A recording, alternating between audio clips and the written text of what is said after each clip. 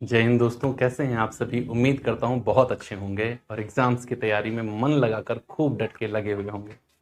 हम लोग पढ़ रहे हैं इस समय फाइनेंशियल अकाउंटिंग में हायर परचेज सिस्टम, वो भी एक बच्चे के कहने पर।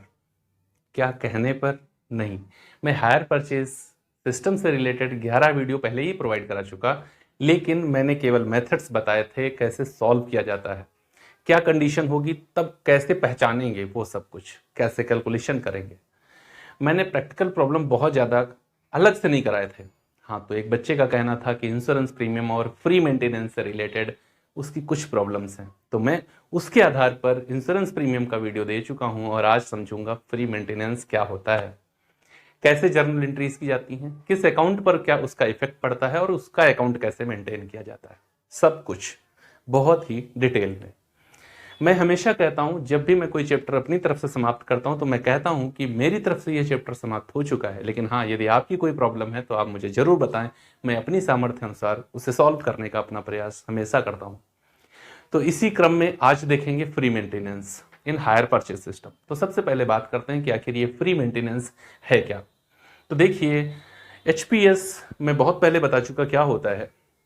हायर परचेजर को हायर वेंडर एसेट्स यूज करने का राइट दे देता है on the date of agreement. Hire purchaser उसको यूज करने लग जाता है और धीरे धीरे टाइमली जो इंस्टॉलमेंट है उनको पेमेंट करता है अपने वेंडर को।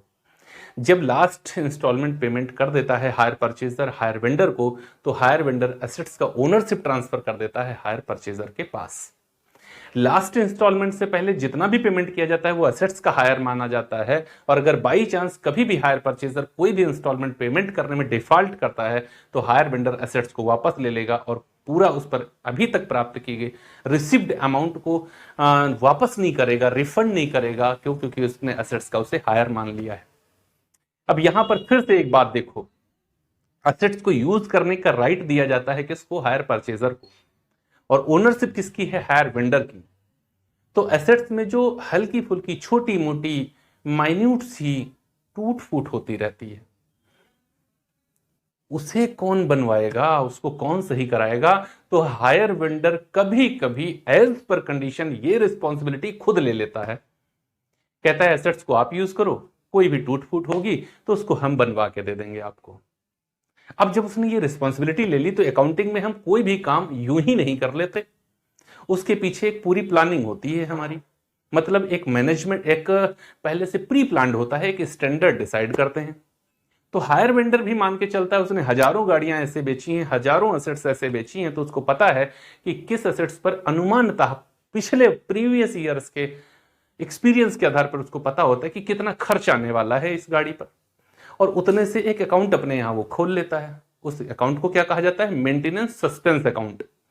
मेंटेनेंस सस्पेंस क्यों कहा जाता है? क्योंकि मेंटेनेंस इसलिए कहते हैं उसको क्योंकि वो अकाउंट जो गाड़ियां बेची गई हैं हायर सेल्स के तौर पर, उनके मेंटेनेंस के लिए ओपन किया गया, इसलिए उसको कहते हैं मेंटेनेंस। सस्पेंस क्यों कहते हैं? हमने अकाउंट गाड़ी बेचते समय ही खोल लिया है, पिछले वर्षों के अनुभव पर अकाउंट में अमाउंट भी डिपॉजिट कर लिया, लेकिन खर्च कितना होगा मुझे नहीं पता, इस वजह से क्या है? सस्पेंस है। तो पूरे अकाउंट को क्या कहते हैं? Maintenance suspense account.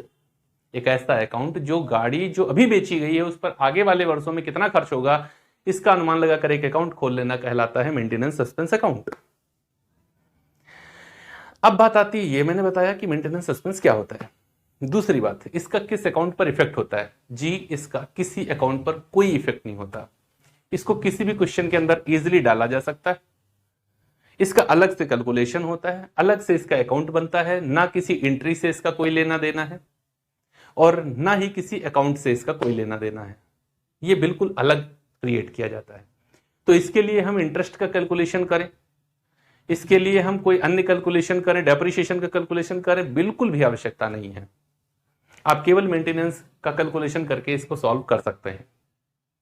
लेकिन चूंकि हमने कोई हाफ ईयरली इंस्टॉलमेंट पे क्वेश्चन बताया नहीं है, इस वजह से मैं हाफ ईयरली इंस्टॉलमेंट का क्वेश्चन भी लेकर के पहले टेबल कैलकुलेट करके बताऊंगा आपको, देन मैं पूरा मेंटेनेंस सस्पेंस अकाउंट और जर्नल एंट्री सब कुछ बताऊंगा आपको। तो चलिए अब बिना किसी विलंब के स्टार्ट करते हैं आज का अपना प्रैक्टिकल प्रॉब्लम। पीडीएफ आपको मेरे टेलीग्राम चैनल कॉमर्स विद वेद शिरा पे मिल जाएगा और क्वेश्चन स्क्रीन पे भी दिख रहा होगा। Cash price and hire purchase price of a machine are rupees 3,000 and 4,000 respectively. Cash price 3,000, purchase price 4,000. This machine is sold on hire purchase system on 1st January 2015 and payment is received if in 6 monthly installment of rupees 1,000 each. मतलब interest include in installment condition मिल गई. It was agreed that the machine will be maintained free of charges of a period of 2 years. The actual expenses of machine were rupees 100 and 250 for the first and second years respectively. Through past experience showed that they are rupees 500 of which rupees 70 are for the first year.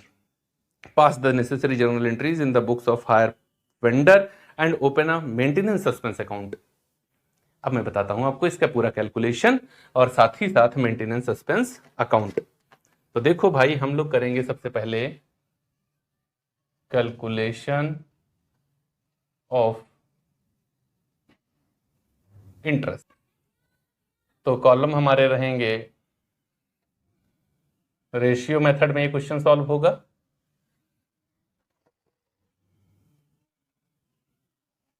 पहला column होता है number of instalment, दूसरा होता है outstanding instalment, तीसरा होता है ratio, चौथा होता है कैलकुलेशन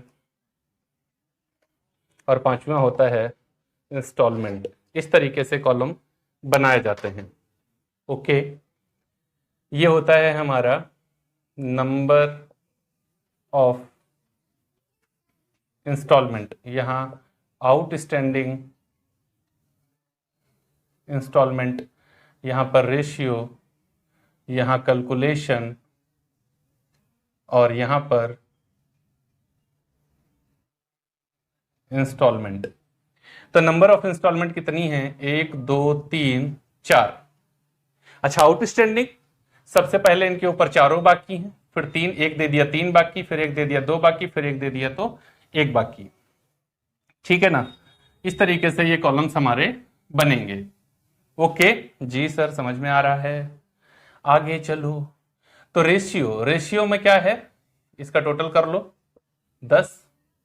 तो ये 4/10, 3/10, 2/10, 1/10 रेशियो बन गया. इंटरेस्ट कैसे निकाला जाता है? तो इंटरेस्ट बराबर purchase price minus cash price. 4,000 रुपए में हम मशीन खरीद रहे हैं, अगर नगद खरीद लेते तो 3,000 की पड़ जाती. इसका मतलब ब्याज कितना दे रहे हैं? 1,000 रुपए. तो 1,000 रुपए कैसे दे रहे हैं? इस रेशियो में डिवाइड करेंगे. 1,000 गुणे 4/10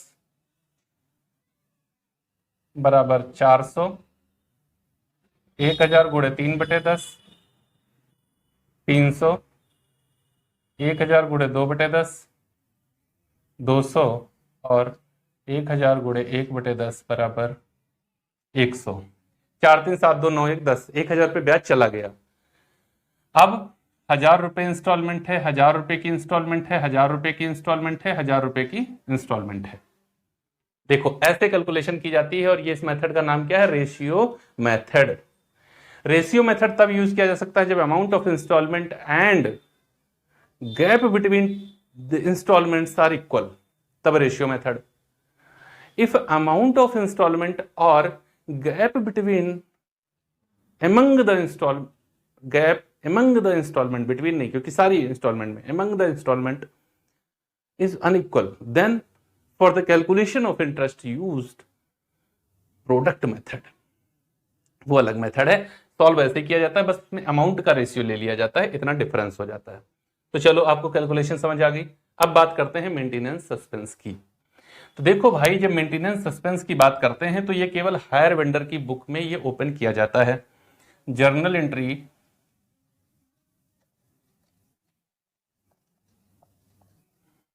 in the book of higher vendor. Purchaser का ओपन करेगा, उसको थोड़े खर्च करना है. खर्च किसको करना है? वेंडर को खर्च करना, वही ओपन करेगा. तो फर्स्ट कंडीशन, जब मेंटेनेंस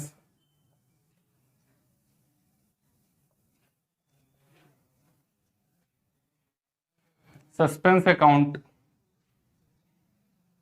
ओपन किया जाता है, एंट्री होती है hire sales account debit to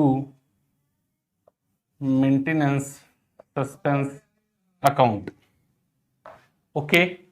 number 2, जब इस पर एक्सपेंस किया जाता है, जब एक्सपेंस किया जाता है इस पर, तो एंट्री क्या होती है, maintenance suspense account debit to bank account. मान लो इसमें प्रॉफिट हो जाए, profit on maintenance suspense account, तो एंट्री भाई मेंटेनेंस सस्पेंस अकाउंट के लिए, maintenance suspense account debit, profit के लिए पीएल अकाउंट क्रेडिट होता है। ओके। और मान लो लॉस हो जाए तो लॉस के लिए पीएल अकाउंट डेबिट होता है। कहाँ लॉस हो रहा है, मेंटेनेंस सस्पेंस अकाउंट में हो रहा है। ये प्रॉफिट के लिए है और ये लॉस के लिए है। बात समझ में आ गई जी? समझ में आ गई है। अब इसी के साथ में हम लोग मेंटेनेंस सस्पेंस अकाउंट भी देख लेते हैं। तो हम लोग मेंटेनेंस सस्पेंस अकाउंट भी बना लेते हैं साथ ही साथ। देखो कैसे बनाया जाएगा इसको।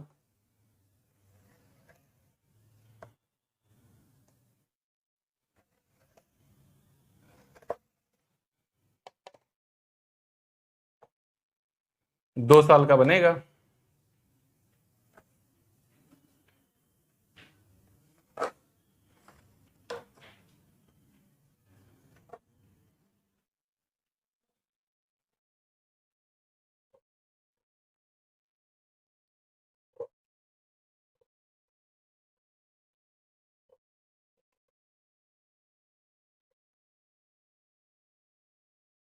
ये इसका कॉलम हमारा बन गया। Date, particulars, JF amount, date, particulars, JF amount. बात है 2015 और 2015 की। अकाउंट ओपन किया गया, इसने माना था 500 रुपए खर्च होगा। कितना माना था? 500 रुपए खर्च होगा, जिसमें पहले वर्ष 70 रुपए खर्च होंगे। इसने क्या माना था? 500 रुपए खर्च होंगे, जिसमें पहले वर्ष 70 रुपए खर्च होंगे, 500 रुपए खर्च होंगे। तो अकाउंट ओपन किया, hire sales account debit to maintenance suspense account. Account अलग से भी बना सकते थे, एंट्री के आधार पर समझाना है इस वजह से यहां बता रहा हूं। Hire sales account debit to maintenance suspense आया, पोस्टिंग किधर करोगे? क्रेडिट में करेंगे। क्या लिखेंगे? ये अकाउंट कितने से ओपन होगा? 500 से ओपन होगा। ठीक। तो देखो यहां जनवरी 1 को क्रेडिट साइड में हमने लिखा, बाई तो लगा लो भाई, अकाउंट है, बाई हायर सेल्स अकाउंट कितना? 500। फिर उसके बाद दिसंबर 31 आया, खर्च हुआ। खर्च होने पर क्या है? Maintenance suspense account debit to bank. तो मेंटेनेंस सस्पेंस डेबिट है, इसलिए डेबिट साइड में लिखा जाएगा टू बैंक अकाउंट। खर्च कितना हुआ? 100 रुपए हुआ। इसने क्या माना था कितना रुपया खर्च होगा? 70 रुपए खर्च होगा। जब इसने माना था कि 70 खर्च होगा और खर्च हो गया 100 रुपया, तो बताओ लॉस हुआ कि नहीं हुआ? कितना लॉस हुआ? 30 रुपए का लॉस हो गया। इसने माना था 70 रुपए खर्च होगा, सर खर्च हो गया 100 रुपया, तो लिखा उतना जाएगा जितना खर्च होगा, बाकी आप लॉस में चले जाओगे। लॉस के लिए देखो क्या एंट्री है? PL account debit to maintenance suspense. Posting किधर होगी? क्रेडिट साइड में। दिसंबर 31 बाई पीएल अकाउंट कितना? 30 रुपए। आपने टोटल किया, 530 आया। यही 530 आप यहां ले आए, यहां डिफरेंस निकाला 430। दिसंबर 31 टू बैलेंस सीडी। फिर 2016 जनवरी 1 बाई बैलेंस BD और बैलेंस आपने ब्रॉट डाउन किया यही 430 रुपए का। इस वर्ष फिर खर्च हुआ 2016 की दिसंबर 31 तक टू बैंक अकाउंट आपने खर्च किया 250 रुपए, जबकि आपके पास बैलेंस कितना है आपके अकाउंट में 430 रुपए। तो आपने यहां का टोटल किया 430, यहां आए आप 430 लेकर के, डिफरेंस कितना आया 0, 8 5 13, 130 टू पीएल अकाउंट। अब पीएल इधर आया, इसका मतलब क्या हो गया है, प्रॉफिट हो गया है। Maintenance suspense account debit to PL account. जब प्रॉफिट होता है तो पीएल इधर पोस्ट होता है, एंट्री है maintenance suspense account debit to PL account, PL credit हुआ है। एक बार मैच कर लेता हूं और आप स्क्रीनशॉट लेना चाहें इसी बीच ले लीजिए। तो बैलेंस आपका 430 रुपये 15 में आया, 31 दिसंबर 300 रुपये बैलेंस है आपका, और मेंटेनेंस सस्पेंस अकाउंट में 180 रुपये transfer to PL account. Okay, एकदम सही है, राइट। उम्मीद है आपको मेंटेनेंस सस्पेंस अकाउंट की बिल्कुल A to Z सारी चीजें समझ में आ गई होंगी। और लास्ट में बस यही कहूंगा, अगर वीडियो अच्छा लगा है तो like comment share and subscribe करने की जिम्मेदारी आपकी है, और मुझे लगता नहीं कि आप ये जिम्मेदारी पूरी नहीं करेंगे। अपने आप को कतई मत रोकिएगा शेयर करने से अपने उन दोस्तों के साथ में जो इसमें फाइनेंशियल अकाउंटिंग को पढ़ रहे हैं अपने सिलेबस के रूप में। हम लोग मिलेंगे अगले वीडियो में और आपकी प्रॉब्लम्स का सोल्यूशन लेकर के। तब तक के लिए जय हिंद दोस्तों।